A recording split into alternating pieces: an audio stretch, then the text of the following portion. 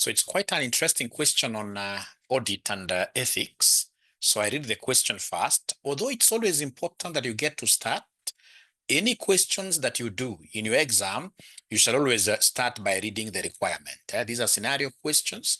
Always read the requirement. You'll never go wrong if you read the requirement.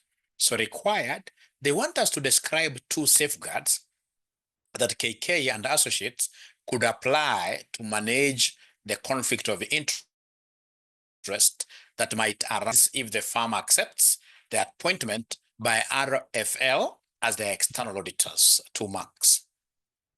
Evaluate 4 potential risks to independence in respect of the audit of MF, and in each case, state the type of threat arising from the risk.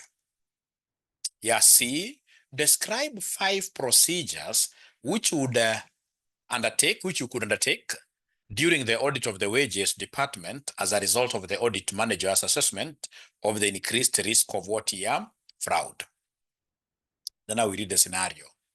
So now we are reading the scenario, my good students. We are told here you are the audit manager in KK and Associates, an audit firm that specializes in the audit of retailers. The firm currently audits Media Company, MF, a food retailer. MF main competitor Rupa Foods Limited, RFL, has approached your firm, KK and Associates auditors, audit firm, to act as its auditors. MF is concerned that if KK and Associates audits both companies, then confidential information could pass to RFL. Anne Muli has been the audit engagement partner for MF for the last 8 years. Her daughter, Rachel Njoki, has just accepted a job offer from MF as a manager. Rachel's employment contract states that if a bonus is to be paid, it will be awarded as shares in MF rather than cash. MF has also offered KK and Associates a 5% bonus on top of the audit fees if this year's audit can be completed in 3 weeks earlier than last year. So these are contingent fees. Fees that is dependent on a particular outcome. So you're being pushed to work under undue pressure to finish this work very fast. So there must be something that these guys would want to hide. As much as, of course, at times the clients are being pushed by circumstances, audit is not an emergency. This is an obligation they knew they had right away after producing their financial reports.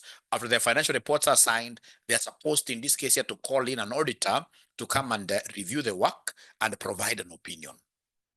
So when I come to your firm and then you tell me that, hey, you need to finish this thing in 3 weeks, even if you're offering a percentage, even if you're going to offer an extra fee for me to work quickly, I'll be able to raise a red flag.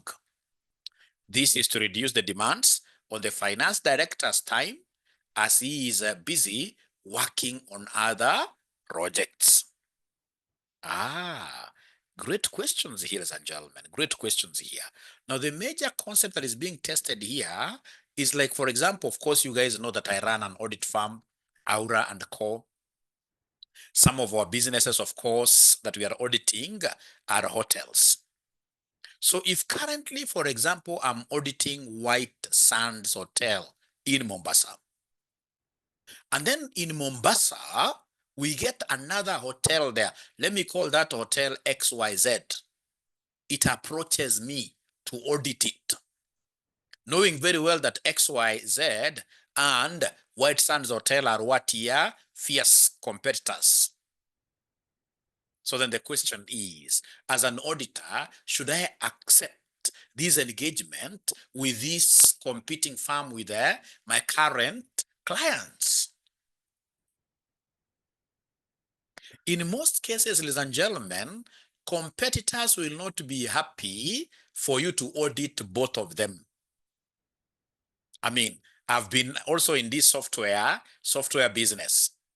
You'll get a client telling you that, you know what, if I buy this software from you, promise me that you'll not sell this software to XYZ, my competitor. So those things happen. The same case in this case here with auditing. White Sands, for example, you know that the moment I start auditing its competitors, there will be information leakage from White Sands to this competitor.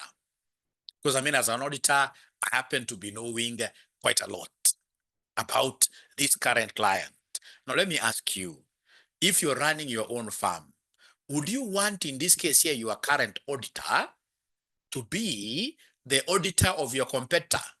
If you're running a firm currently, you're the CEO of that firm, and you have an auditor today, around the company, would you feel happy if your auditor was also to be engaged by your competitor? Be very honest with me. Be very honest with me. Of course, you're right. You can't be very, very happy. But again, remember, as an auditor, I'm in business. In these tough economic times, how would I refuse a client who has just come knocking on my door? It becomes very, very hard. So, ladies and gentlemen, then what we are advised to do as auditors by our governance, regulatory authorities like ISPAC, it's very, very easy. Ensure that both companies, your current firm, like if it's White Sands, knows that you have been approached by their competitor. And this competitor is coming on board, ensure that you give them information as to the fact that currently you are auditing these other guys. So pass that information, first of all, to them. So what if in this case here, for example, White Sands comes and says, hey, I'm not comfortable, I don't want to be in this engagement. Then as an auditor, I'll look at my returns. Where in this case here is my bread buttered best. If it is this side of the competitors, I will be able to, in this case here, mute White Sands. I go to the competitors. But again, there is a lot of work to be done. There's a lot of due diligence, because you may be running away from this firm and then you get, in this case here, to a bad firm, which perhaps doesn't pay auditors. All right. But in most cases, these people, if you handle them very well, remember, audit, ladies and gentlemen, is all about negotiations. If you come and handle them very well, these two competitors, tell them, fine, in this case here, I'm like a polygamous man. Yeah, these are my two families now moving forward. But what I will do, I will ensure that there is a Chinese wall in between the two of you. The two of you will never get to meet. So this Chinese wall, how do I build it? I will have two engagement teams. One engagement team, a separate team from my staff, in this case here, that will be able to handle White Sands. And another team, in this case here, that will be able to handle what here? This other competitor. And then I will build a Chinese wall between my two teams, such that these two teams should never get to talk to each other. Theory. These are Gen Zs. These are young men.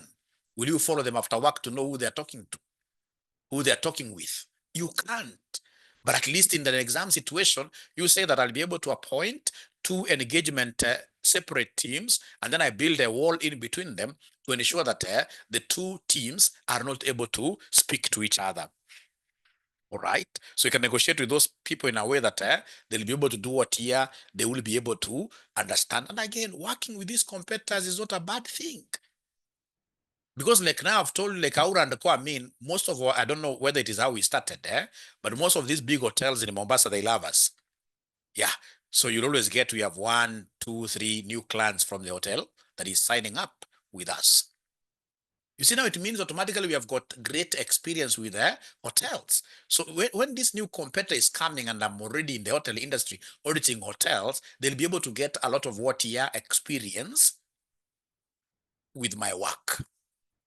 I'll be able to see, for example, how they're pricing their food, how they're pricing, in this case here, their rooms. I'll be able to see the kind of internal controls. Now that I've been working with competitors, I'll be well versed with what I should be able to advise them in my letter of recommendations.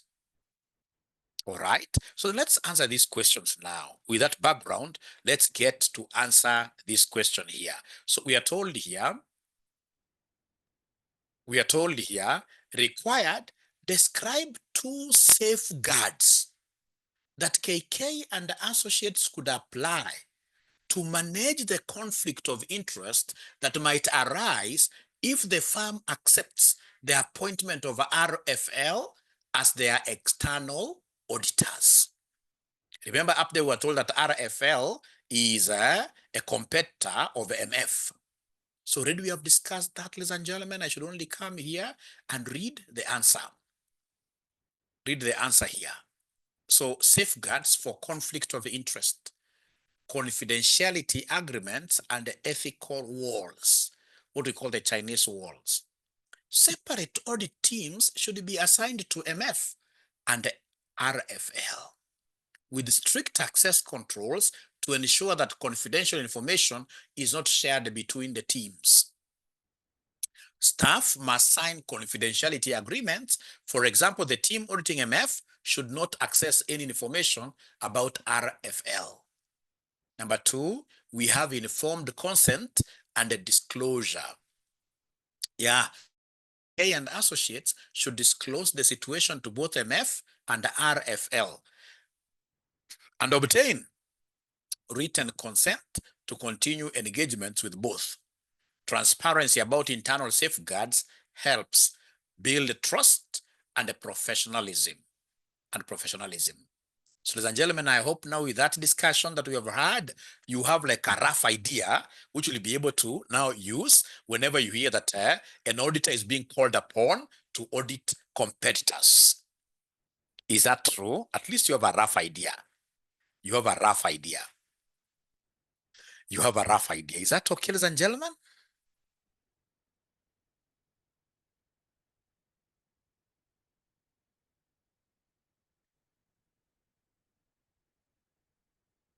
Yeah, great.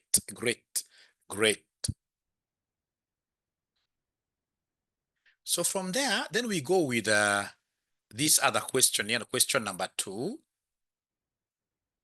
Yeah, so question number 2, what does it talk about?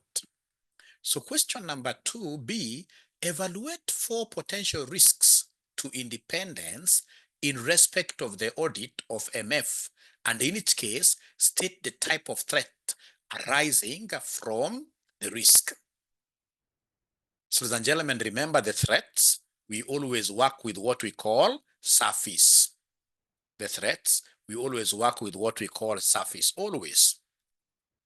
Surface. So surface, remember the first one is self-interest. Self-interest, yeah. Like where we were seeing that lady is being given shares. Of course, when she's given shares, ladies and gentlemen, what will be happening? Yeah, when you are given shares in a firm, so for example, you have, say, 1 million shares in Safaricom, then automatically, ladies and gentlemen, you will have a self-interest issue at Safaricom if you are to audit them. Because every time you are auditing them, you would want to give a clean audit opinion. Whenever you give a clean audit opinion, then the share price goes up. So you have an interest to protect. The interest to protect there could be, for example, you have your husband, a family member, being a senior manager at Safaricom. Should you go and say, in this case, you're giving them a bad audit report, then your husband will be fired. So it could be your daughter. Like this question has got some daughter there. So that is self-interest. And then A stands for what here? Advocacy. Thank you, Beatrice. Advocacy. Surface. F stands for familiarity.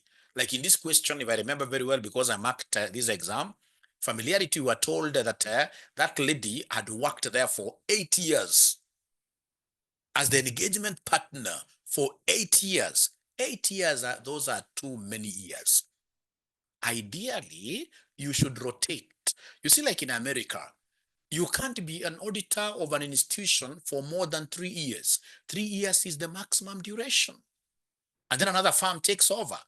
In Kenya, of course, you'd rather die than resign, right?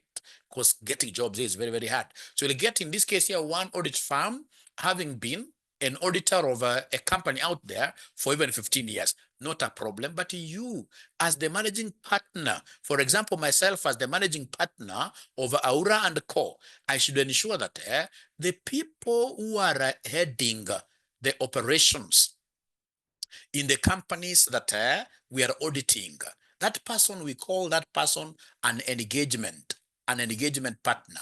All engagement partners should have a maximum of 3 years in a firm. From there, what do? You rotate them. So I expect you to be using those as safeguards. Rotate the engagement partners often. Yeah, because familiarity really, the moment they get used to each other, there is no way they will be able to correct them. There is no way, audit is all about exercising professional skepticism, whereby you are doubting everything that you are being told. The moment we get used to each other, we are doing high five. At times, in this case, you're taking selfies with our client personnel. The moment we become so familiar with each other, we become family. So we shall be forced in this case here to issue just but a good opinion, what we call unqualified opinions. Then we have the concept of intimidation, as Beatrice is telling us here. So intimidation, of course, this will come when you want to give like a bad audit opinion. Yeah, then you get somebody coming one morning with a gun on your head telling you, you dare give us that bad opinion, then you get a way of passing, or rather of even, we are going to kill you. The moment you feel that you are under undue pressure to give a good opinion, then you are intimidated. Yeah, I never saw intimidation in this question here as a threat. Then we have self-review. Self-review, never forget that self-review happens whenever you are engaged in an audit assignment. So you go to a company and then they give you an audit. I came here to provide an opinion regarding their financial statements. But the first thing some of these small firms will do is to tell you that we don't even have those financial statements. Please make these financial statements for me. They tell you, please do this audit schedule for me. Not audit, but a tax schedule for me. So if you prepare those financial reports, the figures they are in, they will be approved by the management, and those figures now will be given to you to audit them. If they're given to you to audit them, then you will be relooking at your own work. Ladies and gentlemen, when you relook at your own work, you will not be skeptical. You will not, in this case here, have that doubting mind who would want to doubt themselves. And even if you are to identify an error, for sure, you can't tell anybody that you are wrong. So whenever you hear of ethical threats, always remember that, and that language I've used, ladies and gentlemen, is so nice. I hope that will be able to really suffice for now. Because of time, just allow me to read the answer, right? So we have B, risks to independence and related threats. Long association with the client. Remember, this is a scenario question. Try to pick names of people, names of companies. So the risk, Anne Muli has been partner for 8 years. Threat is familiarity threat, reduced objectivity. She'll not be objective. Over the 8 years, you've known each other very well. So example, reluctance to challenge MF's management decisions. These are your friends. You don't want to expose them. They've made a wrong decision, but you're fearing to even tell them because, last weekend you were with them. Because honestly speaking, ladies and gentlemen, 8 years is too long time. I've been an auditor, ladies and gentlemen. It reaches that time when that veil between yourselves and the directors of that company is open. Trust you me. There are many times you'll even get, for example, like some of my audit clients, they tell you that, you know what, my daughter will be getting married over the weekend. If I've been with this gentleman auditing him for 8 years, honestly speaking, it doesn't matter whether I'm made of metal, I will be forced. Or this person has died. So, and the moment you start now getting into these other ventures with those people, that familiarity veil will be broken. Now, in this case here, you will be very familiar with each other. And once you're familiar, you can't challenge what they are doing. If they come under, in this case here, lie to the public, actually you'll be there defending them. You become their advocate. And once you become their advocate, then that independence, you will not be objective with your work. So it's wrong that this lady called Anne Muli has been the engagement partner in this organization for our whole 8 years. Familiarity. I mean, it's funny. Like some time back, I had one of my staff member being married. Yeah, these things being married by a staff from the other side. So these things happen, and they normally happen whenever there is a long stay with those people.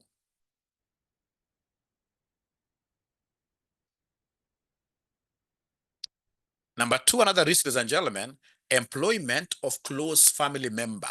Risk, Anne's daughter works for this company and receives shares as bonus.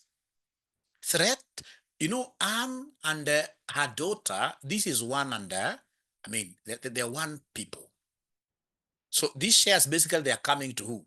To Anne. So basically these are self-interest. Self-interest because they'll be getting the bonus, right? So they have an interest to protect. So it means that there is no way then Anne will be able to go forward and tell them that they have a bad opinion. If they have a bad opinion, then they lose the bonus. So they have a self-interest. This again, I mean, if it's my daughter who is working in the company that I'm auditing, this is now even more than familiarity. This is family. Audit opinion might be influenced to protect her daughter's financial interest. Then there is another risk, ladies and gentlemen, another risk on self-interest where there is a contingent fees. Contingent means on condition. It's a conditional fees. And on condition you finish this work in 3 weeks, I'll be able to give you a 5% bonus. That's a contingent fees. As auditors, we are not allowed to accept contingent fees. In most cases, like if I give you practical, like always giving practical situations, and we have always refused this. So you'll get somebody telling you that, hey, I have a debt with the KRA. They have come and they have done self-assessment, not self, but they have done, in this case, in-depth assessment, and they have slapped me with,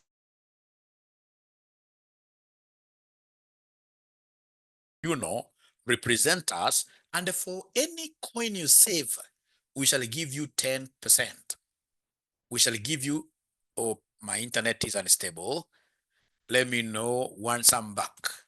Let me know once I'm back. I can see my internet is stable. Are you able to hear Mwalimu now? Are you able to hear Mwalimu now? Can put off my camera. Yeah, thank you so much. Let me put off my camera like that. So like risk here, MF offers a 5% bonus for early completion. This bonus, of course, will be pegged on something, right? So it's a self-interest. These guys will want to protect that bonus, compromising audit quality. Example, skipping some tests to meet the deadline. We are supposed to put great tests here. The R, A, E, or U, analytical procedures, inquiries from third parties, I, inspections, O, observations. There is a lot that I need to do as an auditor, but because I'm chasing the bonus, I may skip some audit tests. Potential client conflict, KK auditing two competitors, there is very, very likely that we may have a self-review threat, a confidentiality and self-review threats. Now, ladies and gentlemen, remember, like when I start auditing like a hotel in Mombasa, the very first hotels we audited, we must understand the environment of the farm and even the industry in general. So now I'm understanding the environment, the industry in general. Of course, for example, I'll be looking at the seasons when these, for example, guests come in plenty. Maybe they come during this and this and this time. You see, some of the information that I've collected from auditing, for example, White Sands, I could very easily borrow it and use it for this other organization to cut on my costs. Yeah, there'll always be those self-review threats. So the audit team could use MF's strategies, yeah, in RFL's audit. Ladies and gentlemen, part C of this question, in the interest of time, you can see part C, they want me to describe 5 procedures which you could undertake during the audit of the wages department as a result of the audit manager's assessment of the increased risk of fraud. Look at this, I will underline 5 procedures which you could undertake. So the 5 procedures, so long as I remember these procedures in the context of R, A, E, O, U, R, A, E, O, U, I will get all the marks. Is there somebody who is able to remember what that stands for? Remember, I've taught most of you those 38 lessons. I think I think this is the 38th lesson now. The people that have been teaching these things. Yeah, R, A, E, O, U. R stands for what? Analytical review procedures. I love that. Yeah. And then we have A for inquiries. You'll need to do lots of inquiries. Yeah. Thank you so much. Inquiries and third-party confirmations. I stands for inspection. Then we have observation. Yeah, observation. And then we have lastly, recalculation and what we call reperformance. Remember the last one in full is recalculation. You don't have to write notes. I've already given you the notes, recalculation and reperformance. Like that. Great. Recalculation and reperformance. Recalculation and reperformance. So then now this is what you'll be doing. Once you have that in mind, you'll be able to do quite a lot. So for example, I will be forced, if it's wages, yeah, I'll be able to recalculate the statutory deductions to confirm valuation. Yeah. Even completeness. Yeah. In most cases, you should strive in this case here to give those assertions. As you talk about this, also try to see whether you can put in some assertions. Even if you don't put them by, you should be saying like to confirm, to do something like that. Very, very important. So those audit assertions, do you still remember them? The ACCA cover, ACCA cover P like that. The ACCA cover P. ACCA cover P, like A is accuracy. Yeah, completeness. Thank you very much. Completeness. Yeah, we have the cut off. There is an existence somewhere. Classification. Yes, you are very, very good students. Okay, where do I get them? Occurrence. Thank you very much. Rights and obligations. Rights and obligations. The evaluation, presentations, and disclosures. Thank you very much. So then in this particular case, once you know this language, you will never get a fail in audit and assurance. You will never get a fail in advanced audit and assurance. Never, never. So I can just read the answers. So the audit procedures for wage departments, fraud risk. So I will be able to do the analytical review of payroll trends. So remember, analytical review means what? Your comparisons. Analytical review means what? Your comparisons, benchmarking, comparing, for example, monthly payrolls, comparing the payroll of this year vis-a-vis last year. In this case here, comparing the company's payroll vis-a-vis the whole industry payroll. If you have information about the industry, like on average, these competitors, you'll know this competitor charges this much, this competitor pays this much, you are analyzing. So in this case here, analytical review of payroll trends, compare current year payroll with the previous periods or budgets to identify any unusual patterns. Yeah, if for example, ladies and gentlemen, you have payroll of last month as 10 million, and then this month you can see payroll is 6 million, then this will be a very good test to, rather, procedure to test completeness. Is this payroll really, really complete? If it's complete, ladies and gentlemen, it should be quite close to what last month was. And if there is a significant increase, then I should be able to go to the HR manager and ask HR manager, did you have any significant salary increases this month?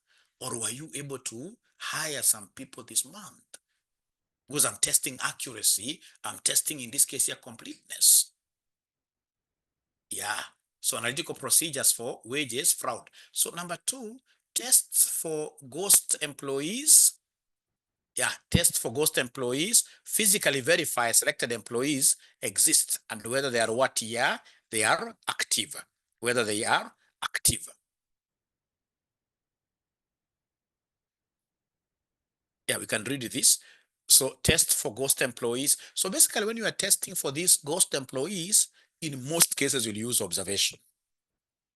So an observation, you could have, for example, depending on the size of this particular organization, like you could close the company and call upon everybody to come, the head count. Bank account verification, check for duplicates or suspicious bank accounts among what year? Among these employees. Yeah, so in this case here, basically ask for bank statement. When you ask for this bank statement, you are inspecting to see in this case here, for example, the payroll that we have. It has Mr. A, Mr. B. So Mr. A, we can see was owed 100,000 at the end of the month. Was this 100,000 paid through the bank account? Could we be having, in this case here, employees who happens to be having multiple bank accounts?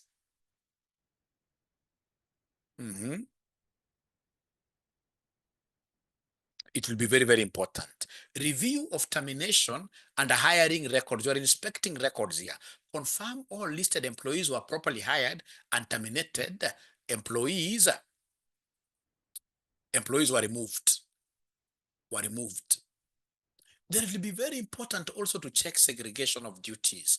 Don't tell me that the HR manager is the one who is doing everything from just hiring. She's the one who is firing them. Of course, those are some of his duties, But again, paying, to segregate is the opposite of aggregation. Aggregation is when you put things together. Segregation is when we expect some function, as it progresses from point A to point B to point C. So point A is done by a different person, at point B is done by a different person, point C by a different. We say that function has been segregated, being done by different people. So for segregation, I would want in this case here to observe. So I will ask in this case here, how is your payroll process? Who is making this payroll, right? How are the approvals done? All right. And then I'll be able to stay somewhere and observe where that is happening. Ladies and gentlemen, this is the proper procedure for answering this question. Audit procedures for wages department, fraud risk. Number one, we have analytical procedures. Perform analytical review of payroll expenses by comparing current year figures to previous years and budgets. Identify unusual increases, spikes, or discrepancies in total payroll expenses or by department. Then we have A for inquiry, inquiries and third-party confirmations, inquire with the HR manager. Inquire with the HR manager and the payroll staff about new hires and terminations. Confirm employment and payment authorizations with the department heads. You're talking to them. Request third-party confirmations from banks for account ownership if fraud is suspected. Inspection, inspect employee personnel files for proper hiring. Inspection, you look at documents. Review payroll records for duplicated bank accounts, details, or invalid ID numbers. So get, on a sample basis, a few ID cards from employees. Of course, you talk to the management to give you ID cards. Examine supporting documentations for wage payment, such as payslips, contracts, and bank payment schedules. Observation, observe the payroll processing procedure. Remember the observation, you're looking at people in action. There's a difference between inspection, things are stagnant. You're basically checking records there. But observation, you're looking at things happening. So observe the payroll processing procedure. So we have a payroll department. Just go and hang around them there, you as an auditor, to see what happens there. Are there segregation of duties? Observe employees at work to verify physical presence and match them to payroll records. Then we have lastly recalculate and reperformance, recalculate the net pay for a sample of employees based on gross pay, deductions, and tax rates. Reperform the payroll register to ensure totals match with the actual payments made. Match salary amounts to authorized rates in employee contracts. So, ladies and gentlemen, we have come to the end of this discussion. It's my hope that you have enjoyed the session. So we have this session that we call low hanging, which you are charging 2,000 shillings per subject, right? But of course, if you are in our classes, you don't pay. If you had paid your fees earlier, you don't pay for these low-hanging classes. They're called low-hanging fruits classes. They are very, very important. Yeah, like this Audit Assurance, the moment I do like 8 sessions with you, you will be perfect. You will be perfect. Yeah, so if you are interested with our low-hanging fruits and there are some offers there, please give us a call. Our number is 0793 555 000.